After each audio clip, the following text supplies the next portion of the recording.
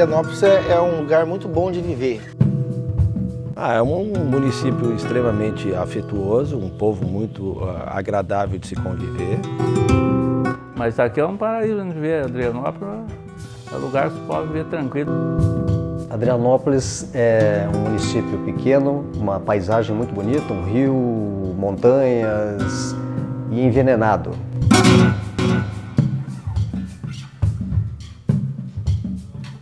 Adrianópolis é um município localizado no Vale do Rio Ribeira,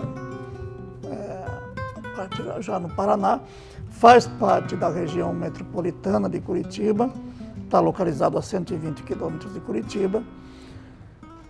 É uma das regiões mais pobres do Brasil. A cidade de Adrianópolis é uma cidade que ela é bem clara, como uma cidade fronteiriça, né, porque ela faz fronteira com São Paulo através do rio. Ela é construída toda em torno da avenida principal, que hoje eles chamam de Avenida Marechal Mascarenhas de Moraes, mas que nada mais é do que a continuação da BR-476. Adrianópolis hoje tem 6.340 habitantes pelo último censo, se não me engano, se não me falha a memória, é isso. E adrianopolitense, quem nasce em Adrianópolis, só que hoje a gente tem uma dificuldade de fazer as pessoas nascerem em Adrianópolis, porque vem para Curitiba ou vai para uma cidade vizinha de São Paulo, que é o hospital mais perto. O IDH é um dos menores do Brasil. O IDH de Adrianópolis se assemelha aos piores municípios do Nordeste brasileiro. Um lugar que não tem uma fábrica, né, não tem uma fonte de nada, né? A única fonte que tinha aqui antigamente aqui de trabalho era plumbo, né? Adrianópolis viveu, então, longos anos de contaminação por uma empresa que extraía o chumbo e extraía o minério, né? E separava o chumbo daquele minério. Então, além da mineração propriamente dita, havia um processo de derretimento da rocha para separar o chumbo. E os dejetos, os rejeitos dessa mineração foram depositados no ambiente, no solo, ou diretamente no rio, contaminando de forma intensa e extensa a região. Essa indústria se instalou em 1940, 1935, 1940, né? Quando começou a produzir chumbo ali, extraindo chumbo e prata e até mesmo ouro, né? E o processo industrial, até o seu auge de produção, não tinha controle algum nas emanações atmosféricas, certo? Dispersando toda a pluma, né, de contaminação para a região onde o vento predominava, que é sentido Vila Mota, certo? E todo o processo de retirada desses elementos e transporte entre as minas da região até essas indústrias era o sentido ao contrário. Era da indústria, sentido Capelinha, sentido a própria cidade de Adrianópolis. As atividades de mineração da Plumbum começaram em 1937, quando o território ainda pertencia ao município de Bocaiúva do Sul. Em 1960, com a emancipação, Adrianópolis recebeu este nome em homenagem ao fundador da Plumbum, Adriano Seabra da Fonseca. Na década de 50, os franceses do grupo Penarroya assumiram o empreendimento, que era responsável pela maior parte da produção de chumbo do país. No auge dessa produção, já na década de 70, a Plumbum contava com 420 trabalhadores, chegando a funcionar 24 horas por dia e 7 dias na semana durante o ano todo. A fumaça do processo de metalurgia e os resíduos da mineração eram lançados diretamente na natureza, e somente no final da década de 70 foram tomadas as primeiras medidas para diminuir os impactos ambientais. Em 1989, o Grupo Gaúcho da Adubos Trevo comprou a indústria e em 1995 a Plumbum fechou as suas portas, pois as reservas de chumbo tinham se esgotado. A Plumbum era a indústria que gerava os empregos na região. Tudo funcionava, não só Adrianópolis, mas as cidades vizinhas. A economia girava em torno da Plumbum, porque era onde saía a riqueza, onde gerava o emprego. E a gente tinha casa, água, luz, leite, tudo de graça. Quer dizer que eu não tenho o que falar da Plumbum, contra a Plumbum, só tenho que falar bem. Mas aquele tempo era bom aqui, por exemplo, aqui, vocês nem chegaram a conhecer. Faziam os bailão aqui, a Orquestra Cassino Sevilla veio aqui, os Três do Rio, Mazzaropi, Roberto Leal, E o gerente que tinha aí, era o presidente do clube, fichava a gente para jogar bola. Era bom de bola, fichava. Não era, não fichava. E vinha jogar com Bola de Ouro, Vasquinho, Curitiba, esse Trieste. Era uma maravilha, é como você não morar num bairro de uma cidade grande, entendeu? Nós tínhamos entretenimento, nós tínhamos escola, entendeu? Nós tínhamos assistência médica. Quando chegou a notícia, o Plumbo vai fechar, de louco, não pode fechar. Estão brincando. Não, foi fechado. Foi dia 25 de novembro de 95 que fechou. E aí? Aí viu que prejudica todo mundo. Quem não depende diretamente da Plumbo não dependia, mas indiretamente dependia. Quem entrava com a firma terceirizada, né? E vai ainda, aí prejudica todo mundo. Eu trabalhei aqui, na realidade, quando eu era criança ainda, meu pai tinha um açougue e eu vendia carne aqui na vila da Plumbo. Existia uma vila ali. Tinha mais ou menos aí entre 700 a 1000 pessoas que moravam em torno desse bairro que eu estou nele hoje. Após o seu fechamento, em 1995, após ela funcionar por mais de 50 anos, ficou um passivo ambiental, e esse passivo ambiental com um monte de demanda e reclamações e muito assim, suspeitas do que se aquilo lá era um problema para a saúde da população ou não era um problema, é um problema ambiental ou não. Nós, por exemplo, não tínhamos consciência da contaminação, entendeu? Então trabalhávamos inocente do risco que estávamos correndo. Isso na verdade só aflorou mesmo, deu todo esse barulho que falam hoje em torno dessa contaminação depois que ela fechou, a partir de 95. A Plumbo significa para mim um lugar aonde o povo tinha muita mordomia, significa um lugar de tranquilidade e ao mesmo tempo significa um lugar que deixou uma cicatriz que o povo não consegue esquecer, que foi o chumbo, né? O chumbo é um metal pesado que é tóxico e causa efeitos nocivos à saúde humana, com consequências para aparelho neurológico, hematológico, endocrinológico, causa alterações no crescimento, alterações renais, enfim, aparelho cardiovascular, alterações da pressão arterial, alterações do músculo cardíaco, vários então setores, aparelhos e órgãos do organismo podem ser comprometidos com a intoxicação pelo chumbo. A Plumbo, ela é dentro ela numa rua e único acesso. Então as pessoas que tanto trabalhavam na Plumbo quanto não trabalhavam, era o único acesso que tinha para passar, era praticamente dentro da fábrica, entendeu? Então acabavam se prejudicando. Em 2001, o município de Adrianópolis moveu uma ação com um objeto muito específico, que era a remoção das pilhas de rejeitos que estavam acondicionadas irregularmente na beira da estrada e na beira do rio Ribeira, ou seja, em área de preservação permanente, inclusive. Essas pilhas de rejeitos, elas precisavam ser removidas para outro local adequado. No caso, um aterro classe 1. O Instituto Ambiental do Paraná havia feito um relatório investigando como estava a situação do aterro de rejeitos de mineração, e nesse relatório o IAP indicava que o aterro havia resolvido definitivamente o problema. E diante desse relatório do IAP, o Ministério Público Federal fez um parecer, apresentou um parecer no processo, indicando que talvez já fosse o caso de se arquivar o processo. Então nós optamos por não só ingressar nessa ação de 2001, como também propor uma nova ação agora em 2011 para tentar chegar a um bom termo, né? Fazer com que essa ação efetivamente atingisse seu objetivo, que era a remediação completa da área contaminada pela Plumbo. Então hoje há uma estimativa aí, de acordo com dados da literatura, em torno de 177 mil toneladas desse rejeito sólido espalhado naquela área que anteriormente eu tinha mostrado. Então isso aqui é uma grande fonte de contaminação e de passagem desse chumbo para o solo e para o ambiente, né? Então essas pilhas de rejeito, esse é um rejeito preto, né, grosseiro, é uma fonte em potencial. A segunda fonte, que também nós detectamos aqui, é essa poeira que ainda permanece, né, na fábrica. Bom, foi depositado através dos rejeitos, mas também pela fumaça, como eu falei.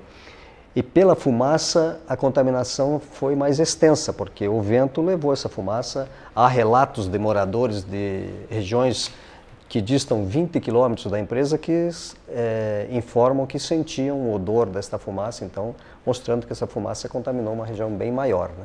Mas de forma mais intensa, num raio de 5 quilômetros no entorno da mina. O órgão ambiental do Estado de São Paulo, que é a CETESB, é o único órgão no Brasil que já regulamentou os níveis permissíveis, os níveis de qualidade de metais pesados no solo. Para você utilizar essa área, por exemplo, para agricultura, o teor máximo de chumbo permitido é 180 miligramas de chumbo por quilo de solo.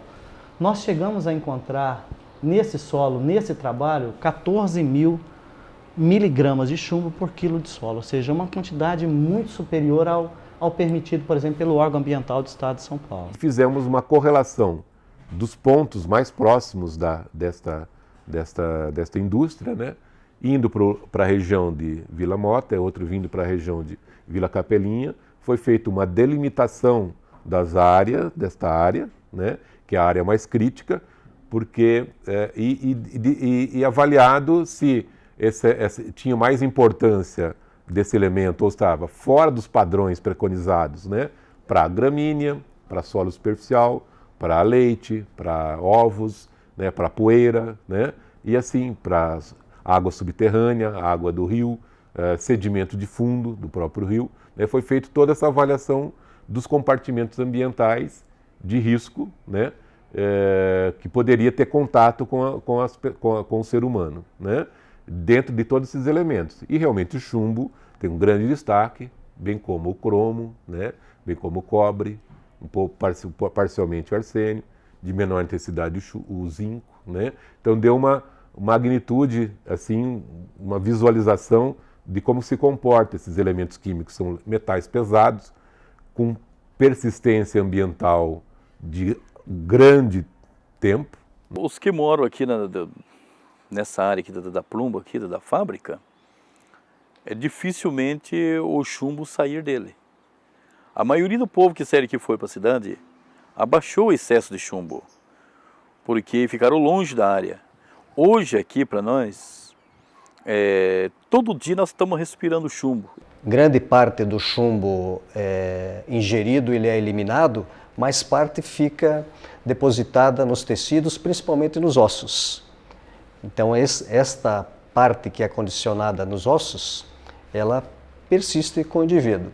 Ela pode ser mobilizada em algumas situações como gestação, aleitamento materno, o que é muito ruim, porque além de poder causar uma intoxicação aguda na própria paciente, contaminará a criança, ou por via fetal ou pelo aleitamento materno. Esse chumbo naturalmente no solo, ele está em formas que não estão disponíveis ambientalmente. Então, tudo começou quando você pega esse chumbo que está em formas não disponíveis, né? Foi o que a empresa fez durante aí 40 anos. Ela pegou esse chumbo que estava em formas não disponíveis dentro do minério de chumbo, que é chamado de galena, e beneficiou esse minério, e aí o resíduo, ou seja, esse resíduo rico em chumbo, ou seja, esse chumbo, além de ser rico em chumbo, ele é muito mais disponível do que tinha originalmente no minério. Então aí que tá a grande dificuldade ambiental, né? Porque o chumbo no sangue todo mundo tem, né? É um índice baixo, mas tem. Esse trabalhou aquilo, não trabalhou, tem. Mas assim, para prejudicar a saúde da pessoa, não posso dizer nada sobre isso, porque eu estou com 25 anos aposentado, quer dizer que o mesmo ar que os outros respiravam, eu também respirei, né? E estou aqui. A literatura, a ciência já tem claro que a intoxicação por chumbo é deletéria à saúde. Há evidências mais do que suficientes de que há contaminação do solo, da poeira domiciliar, enfim, da grama, do leite, dos ovos, das verduras da região, pelo chumbo, até hoje. Dosagens de chumbo nesses anos todos, até poucos anos atrás, até o ano passado, mostravam que aquela população tem uma dosagem de chumbo mais elevada que outras populações, mesmo que não com grande elevação.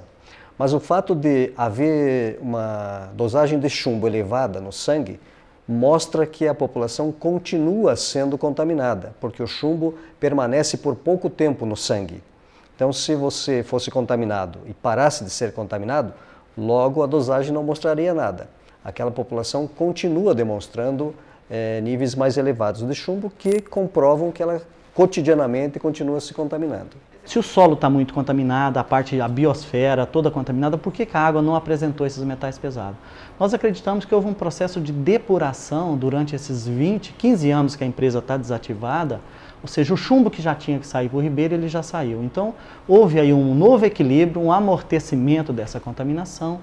Então, os metais pesados na água hoje estão em níveis baixos, por quê? Porque o que tinha que sair realmente já se encaminhou para o rio Ribeira. O Poder Judiciário tem essa competência, tem essa possibilidade de impor aos responsáveis a solução do problema. Por meio do quê? Por meio da execução de um plano de recuperação de área degradada e também por meio do pagamento de indenizações. Então, as pessoas que foram afetadas têm direito a receber indenização, ao passo que a sociedade como um todo tem o direito de exigir do poluidor que recupere aquela área. Eu sou uma pessoa que adquiri a propriedade 6 anos depois que tudo isso se paralisou. Eu não tinha conhecimento dos danos que aqui existiam, né? Tanto é que todo o povo aqui atualmente sempre comenta de que pena que a Plumbum parou. Todos eles clamam para que a atividade retome. Veja, o que nós fazemos é fiscalização. A questão da areia, a questão da empresa que está fechada. Temos cobrado algumas ações da empresa, que é a recomposição, foi feito o TAC, então o acompanhamento desses TAC, né, a recomposição paisagística, mas a análise do solo em si e outras análises do mesmo sentido não temos feito. A parte da prefeitura é justamente o acompanhamento pelo programa Saúde da Família, né? Tentar encontrar as pessoas, os possíveis contaminados por chumbo. Isso, a nossa equipe ficaram atentos, mas até hoje a gente não teve nenhum caso assim de contaminação por chumbo. A atividade da empresa levou muita, não sei se dá para chamar de progresso, né? Mas deu um salto na economia no período que a empresa funcionava. Então, gerou emprego, forneceu moradia, às vezes com apoio de alimentação, atendimento médico. Então, a população que ali viveu, contraditoriamente ou paradoxalmente, teve, ao mesmo tempo, uma condição de vida melhor por ter um emprego com salário razoável e condições de moradia, alimentação e atendimento médico melhor do que nunca tiveram. Ao mesmo tempo, aquela atividade que eles desempenhavam gerava adoecimento e morte. Na questão, você falou agora há pouco que a Andreanas levou um susto na questão do chumbo. Na verdade, não levou um susto com a divulgação que teve a questão do chumbo, da contaminação por chumbo. Porque quem mora lá não se sente contaminado e as pesquisas que foram feitas não são tantas pessoas assim que têm algum problema. Ninguém te comprova, pode dizer, olha, você está com um problema de dores no corpo, perna ou dores de cabeça, e nenhum médico pode dizer para a gente não. Isso é causado pela contaminação do chumbo. Então as pessoas acabam desacreditando nessa possibilidade, entendeu? Diante disso, parte da população nega que aquilo seja um problema. Ou porque se beneficiou na época, como eu contei, ou porque não quer que o problema agora apareça. Porque aquilo estigmatiza de alguma forma a região, prejudicando ainda mais a atividade econômica lá. Hoje o pessoal aqui da Plumbum, aqui em alguns lugares aí, estão discriminados. Discriminado porque quando se fala de Plumbum, o pessoal diz, olha, esses daí estão contaminados por chumbo. Porque nenhuma empresa quer pegar alguém que de repente tem que indenizar amanhã ou depois e fazer um exame completo, né? Eu acho que com uma vontade política, eu acho que realmente existe uma solução plena, é claro, uma solução onerosa, devido à gravidade da contaminação ambiental da área. A solução mais radical seria a remoção da população daquela região, o que é muito difícil e muitos moradores nem concordarão com isso. Soluções paliativas existem, ou umas um pouco melhores, outras um pouco piores. Parte dessa solução seria, então, remoção do solo de toda a região, 20 centímetros de profundidade de todo o solo da região, num raio de 5 quilômetros no entorno da empresa. antes de remover esse solo, tem que remover as montanhas de rejeitos que lá estão sobre esse solo. Ou diretamente no solo, ou num aterro, um aterro sanitário que foi construído alguns anos atrás, de forma completamente irregular. É um aterro que não atende às normas estabelecidas para contaminantes ambientais. Então precisaria corrigir primeiro isso, depois remover essa camada superficial do solo e cobri-la, asfaltar e calçar a região, para então evitar que a contaminação persista. Não, existe a solução de se retirar totalmente esses resíduos aí e fazer o coprocessamento deles e que de uma forma se vai limpar definitivamente e erradicar este problema e essa imagem tão ruim que o município de Adrianópolis carrega. Eu acredito que hoje, por essas andanças e o trabalho que a gente faz na área ambiental com metal pesado, eu acredito que seja o maior problema ambiental do estado do Paraná hoje. Tanto quantitativo como qualitativo, a quantidade de contaminação e a qualidade dessa contaminação. Não, o IAP não tem feito essas análises, ele também nem tem corpo técnico para fazer tudo isso, haja a demanda que nós temos de serviço. Então não acontece nada de prático, de palpável. Aí a gente vai levando a vida, digamos assim, né? E a despreocupação continua. O principal problema de Adrianópolis é a falta de geração de emprego. Os nossos filhos hoje, eles têm que sair de Adrianópolis para poder estudar, para poder trabalhar. Mas aqui geralmente é aposentado, que tem muito aposentado, e prefeitura, então as pessoas não têm para onde recorrer muito, né? Não é fácil administrar uma prefeitura onde a prefeitura é o maior empregador do município. Então a gente gasta aí em torno de 46% a 48% da arrecadação com folha de pagamento. Aí tem a saúde, que é muito complicada para nós, porque nós não temos hospital, não temos clínica, não temos médico particular, tudo é a prefeitura. O problema ele é mais social do que realmente ambiental. Eu costumo chamar isso de círculo vicioso da pobreza, da miséria. Municípios como Adrianópolis, quase todos esses municípios do Vale do Ribeira, têm essa característica.